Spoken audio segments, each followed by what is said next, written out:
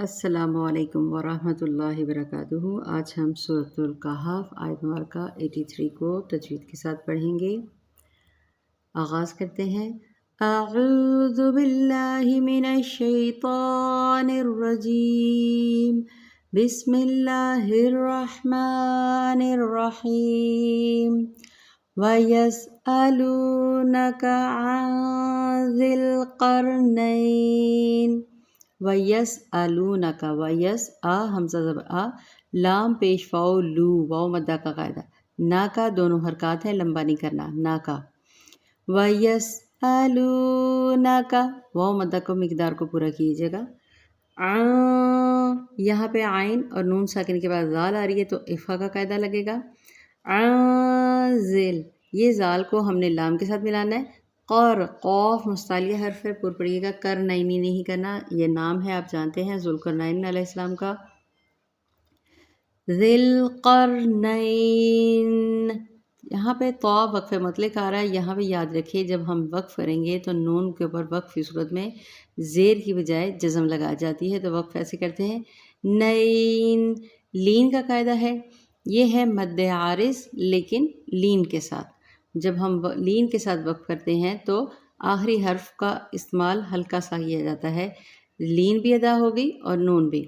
نین، قرنین، اینڈ میں بس اتنا سا، زیادہ نہیں، آپ کو سمجھانے کے لیے میں نے زیادہ زور دیا ہے۔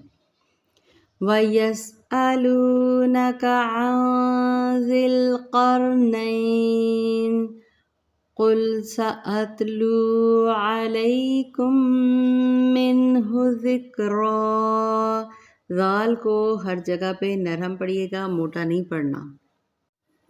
قل، قوف پیش لام، قل، قل نہیں کرنا، زور نہیں دینا، لام کو نرمی کے ساتھ ادا کریں گے، قوف البتہ پر پڑھیں گے، قل۔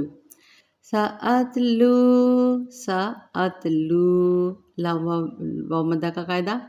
علیکم، علیکم، یہاں پہ لین کا قاعدہ ہے، کاف کو ہم میم مشدد کے ساتھ ملائیں گے تو یہاں پہ غنہ کریں گے، غنے کو مکمل مقدار سے پڑھا کریں۔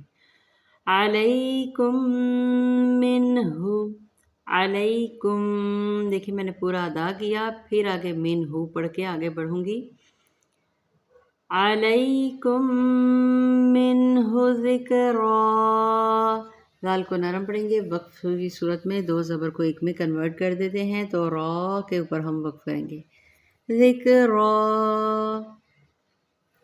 وَيَسْأَلُونَكَ عَنْ ذِي الْقَرْنَيْنِ قُلْ سَأَتْلُو عَلَيْكُمْ مِنْهُ ذِكْرًا۔